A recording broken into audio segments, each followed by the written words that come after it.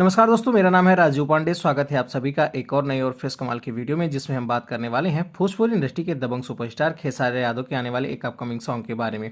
बता दें कि खेसारी यादव का एक धमाकेदार सॉन्ग आने वाला है, जिसका पोस्टर रिलीज कर दिया गया है। गाने का बोल है उमरिया के फर्क, जिसको आवाज दिया है खेसारी यादव ने।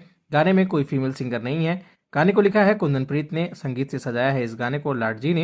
इस गाने में खेसारी यादव के साथ अभिनेत्री सपना चौहान दिखाई देने वाली हैं। बता दें कि सपना चौहान और खेसारी यादव का बहुत जल्दी एक धमाकेदार सॉन्ग आने वाला है, जिसका बोल है बत्ती कट गया रे। इस गाने को विश भोजपुरी के यूट्यूब चैनल के माध्यम से रिलीज किया जाएगा। उसके बाद खेसारी यादव का ये अपकमिंग सॉन्ग उमरिया के फर्क को रिलीज किया जाएगा।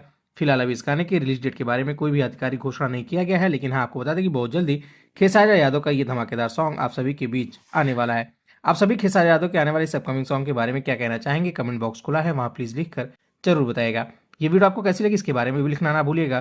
बाकी भोजपुरी जगत से जुड़ी ऐसी और भी तमाम खबरों के लिए चैनल को सब्सक्राइब करके बेल नोटिफिकेशन जरूर ऑन कर लीजिएगा। शुक्रिया।